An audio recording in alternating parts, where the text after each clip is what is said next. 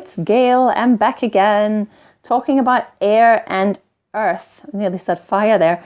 Earth as elements. I apologize, the Wi-Fi connection is crap. So I'm just going to talk about earth again. As if you want to learn about air, please go to my previous live stream. All right, I'm just waiting for some people to come back. Please come back. So, earth people, as I was saying, hello Sheila. Sorry, I got cut off. Please feel free to share this, by the way. If you know anyone who is airheaded, or you know anyone who is earthbound, then please share this with them. It might help. Right. And I will try not to offend, because I think sometimes when I say things, it sounds offensive. It's not meant to offend. It's just meant to be real and factual as I see it, right? Okay. There's no scientific basis on this work of mine in talking about elements, but this is how I see it. So an earth person, as I said, is more likely to be kind of in their negative, a bit stuck in the mud. They're not really interested in going anywhere or doing anything. They're not looking for the joy in life. Their joy in life is simply just to live simply. They just want to be who they are. They're probably not interested in anything I talk about. They're not interested in any channeled conversation, right? They're probably not going to be on my live stream. These are the kinds of people who they're more likely not to believe in anything, right? Really humanist and, that's believing in humans, right? But not like spirituality. Like they're, in the negative sense, as in they're just so about being in this life that's it. It's just this life. That's all it is. And they probably don't have that ambition that a fire person would, and they don't have the dreams an air person would, right? They just want to live the life that they have and be the happiest they can be in it. There's nothing wrong with that, right? But that would be someone who is dominantly earth, right? Every one of us have all of the elements, but we tend to kind of fit more comfortably into one or two of these, right? If you have done more of your work, you will find that you maybe have 3 of these and there's maybe 1 you need to work on. This is kind of me at the moment. I am primarily water and air, I would say, okay? And I also have earth, but my earth disappeared for a while. I wasn't really using it. And so my earth has definitely come back in my coaching, and some of my fire, but I think my fire still needs some work because I don't know. I've got a lot of drive and determination, but I just think it could be ramped up a little bit. And yeah, that's what I feel. And if I looked at my astrological chart, it does actually say the same, that my fire isn't really my dominant thing, right? But as I was saying before, it's not really just down to your sun sign. So don't think that you're an Aries and you're fire, right? If you're, if you're Capricorn like me, then you're earth, right? It's not just about that. You have to look at all of your chart, right? So it's easier just to look at what I'm talking about, right? To go and look at the fire and water live stream that I did before, which is on my page, and to look at the air one that I was doing earlier before I got cut off. It's easier to look at that and just witness yourself, just witness who you're being. You'll be able to see really clearly the things that you don't have. Hello, Jane. Hello, Alison. Thank you for coming back. Hello, everyone. So the great things about Earth, because I'm making Earth sound really boring, right? But it's not. It's just that can be the kind of element where it's opposite from a person who is away with the fairies and not very grounded in talking lots of nonsense, perhaps. It's the opposite. It's a person who probably doesn't need to speak very much, is quite happy just to be in nature and not really look for too much in life, right? Not just looking to be comfortable, right? But the amazing things about Earth is these are like, if you imagine the elders that we should have, that we maybe don't have, or because all our elders are put into homes now where we can't see them. But the elders of our community, who in tribes would be teaching the children, they would be showing them the way. They would be in a really grounded way, be helping to grow our community. They love They love growing things, growing plants and vegetables, very, very connected to the earth. They are able to pull down air's ideas and show them the plan of how to put that together. They love planning.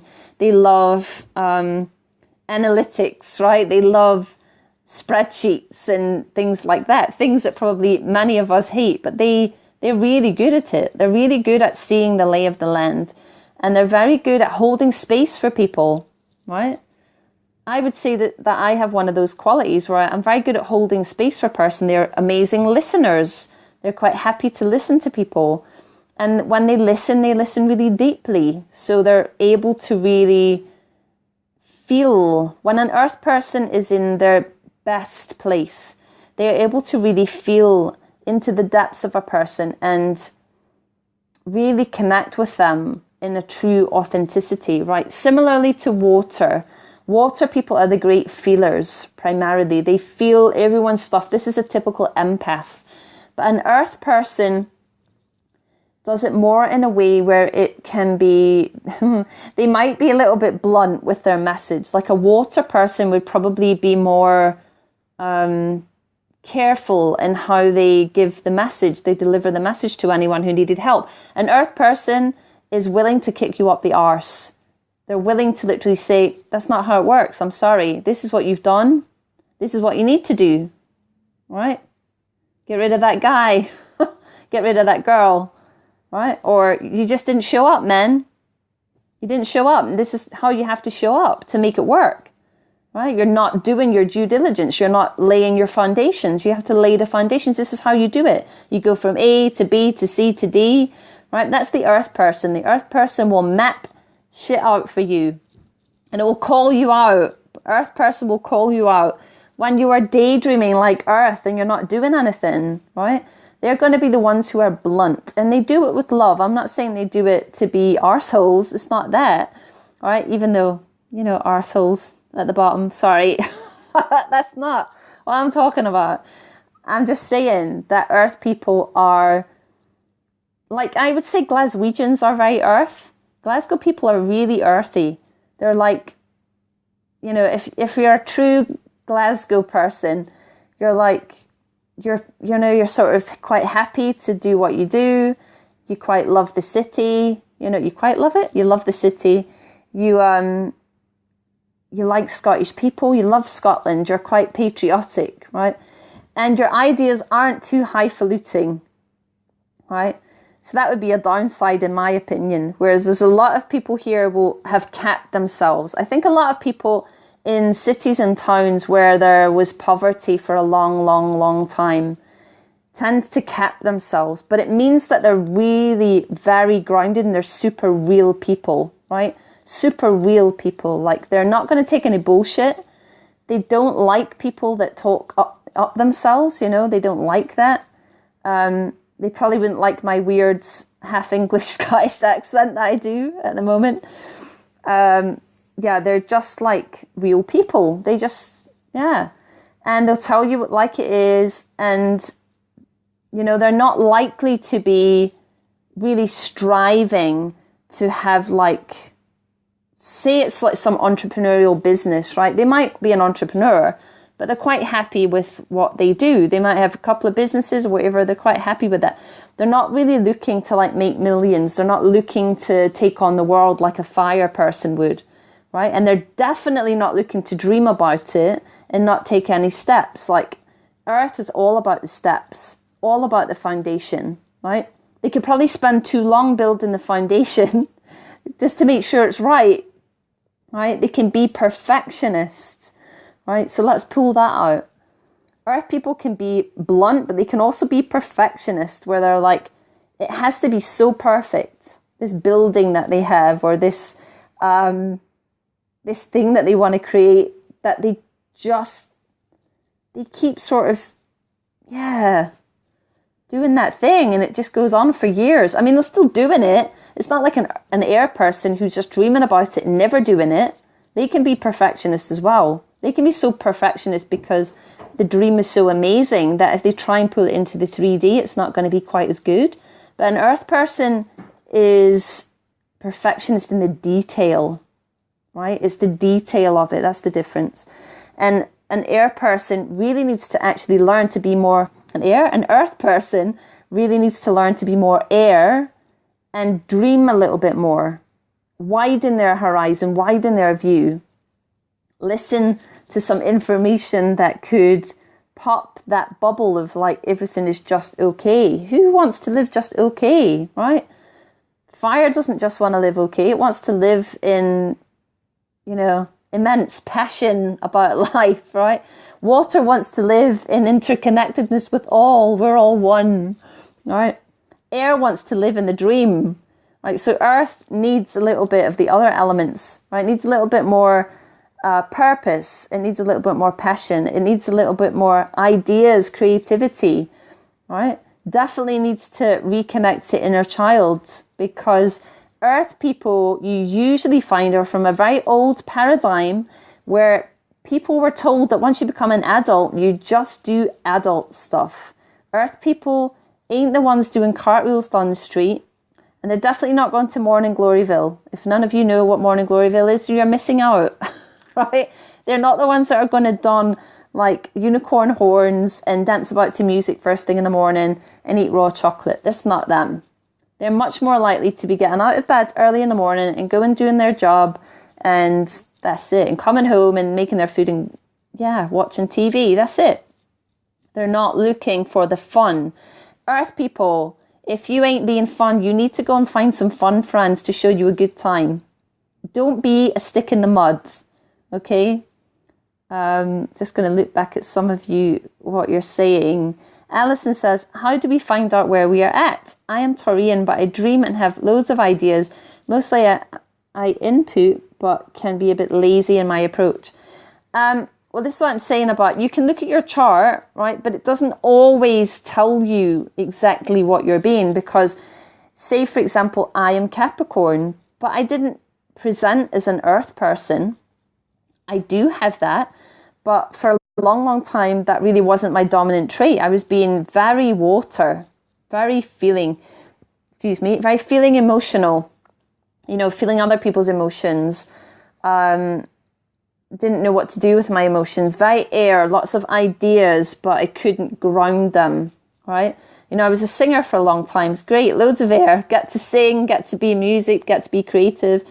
And I say was a singer, I'm still a singer, right? But, I toured for a long time.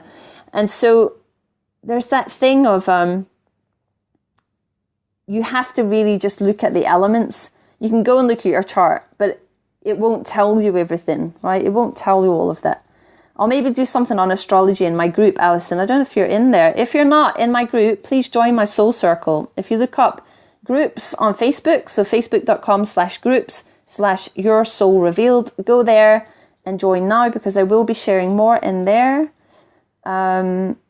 Mike says, well, at the moment, I'm a bit earthy and airy. Interesting. It's an interesting combination, Mike. Where's your fire? Where's your fire? Tell me more on that. Alison says, interestingly, I am being surrounded by water at the moment, both in a bad way, massive plumbing problems for months, but have created a whole event around healthy water in our shop. I'll talk about that in a minute, Alison. Mike says, don't worry, soon you'll be full English. Yes, that's true. Well, if I get back down south, my accent might get even worse, because I'm up in Scotland at the moment. But I tend to, when I go into live streams, I go back into my kind of weird London-y, it's not really London, but it's like an Anglified version that I'm sure my Scottish friends hate. They actually do message me sometimes and go, what is that accent? I'm sorry, guys. My dad's English, I'll blame him. Right. David says, I have the chocolate bit down, Libra. Awesome. Haven't watched the fire one yet, says Mike. Yeah, go and watch that. It is on my, if you look in my videos, I don't know whether you can look just solely for videos on Facebook. It's definitely there, right? I definitely did it already, so it is there. So, Alison, about the water thing, I have this thing with water when I'm really emotional that there's leaks that happen, right? So in the last two places that I lived, whenever there was something kind of big emotionally happening, it doesn't have to be like, not little small things, but big things. I had so many leaks. At one point in my flat, it was crazy. I had leaks in the bedroom that kept happening under the floor, leaks in the bathroom that kept happening. I had washing machine break down on me, leaking. That happened a couple of times. It was non-stop. And then when I moved, the same thing happened. The bath started leaking, the shower started not working, honestly. So I take that as, because I'm a watery person, primarily, that my energy, because I wasn't really expressing what was going on and really listening to it, started happening in a 3D. I believe that's how these things work. It's like ego. If your ego can kind of force you to stay within its will inside, it starts creating things outside of you to stop you up leveling. I was talking about this today with a couple of clients. It will step outside and it will create things in your world. It will have like something happen to someone close to you, or suddenly your job is precariously, is it happening, is it not? Your relationship starts having trouble. Like, ego does that stuff. Soul does it also. I'm off on a different topic now. Soul will do it too, because soul, when it does it, is trying to get you to see something. Ego is just trying to get you to stay back so that you don't up level. You have to just choose a different response to what's presented, you see? Right? John says, never apologize for your accent. It is the best. Thank you, John. It's just that it's not maybe my original accent. It's kind of, it's adapted, let's say. I remember many, many years ago when I was gigging in my band, when I was like 19, I remember going down to London and we did a gig at the Jazz Cafe in London, and we were backing the Average White Band. So they're Scottish, but actually they have a bit of an Anglified Scottish thing going on too. And I remember speaking on stage and no one knew what I was saying. And I think that went in. No one understood what I was saying. It was just silence. It was like tumbleweeds and wind blowing. There was no one saying anything. And so whenever I went on tour, my accent would change. It would always kind of go this little bit of an Anglified thing, because people could then understand me. And so I just find speaking in this accent for the work that I do, it works, right? And the funny thing is I'm so air in that realm, I don't even think about it. It's literally, if I was standing talking to you, this accent would come out. But if someone really Scottish was next to me, my voice would start changing and I start getting confused and my mouth can't figure out what's going on. It's the weirdest thing. Really weird. You mean the accent is improved? Oh, Mike, you're looking for an argument there. I'm not going to say that. I just think my accent is easier to understand, but I don't know whether that's necessarily an improvement. Right? John says, haha, I get that a lot, even today. Oh, really? Why is that? With your accent, you mean? So, yeah. Anyway, we're now being air because we're totally off on another subject. So, air people, coming back to the subject, needs more fire, direction, need more earth, as in manifestation, need more water, as in feeling the body, not ignoring the signals of the body, ignoring your inner child, ignoring your soul, and just being up in the clouds. You will never manifest from there. Earth people, you need to stop plodding and get some friends who are fun, right? Find your fun friends, go out, do something fun, be more creative, connect to your inner child, let yourself play, enjoy. That's air. Air people, I should mention, are really humorous and very quick-witted. They're really quick, right? They're the type of person that you're walking down the street with and something silly happens and they have something to say that's really funny in the moment. That's air, right? But earth, you need some humor. You need some of that. You need some fire to give you more passion in life, more purpose in life. Don't live this mundane existence where you're just kind of okay and everything's a little bit boring, right? We need to give you some life and more water, because earth people, if you've been earth for a very long time and you haven't developed any of the other elements, you can be really blunt and really dry, right? You're not very compassionate. You make a terrible nurse. rubbish at that. So earth people, you know who you are. Go and find some fun. Stop being stick in the mud, right? That's you. Mike, what? You need to have some fun, right? Not being stick in the mud. Because the thing is, right, this is the archetype for earth. If you've been stuck in the mud for too long, you turn into a grumpy old man. You're just grumpy. Earth men, right, who have no purpose and passion and they haven't connected to themselves fully. They're just really grumpy. They complain a lot. They complain all the time.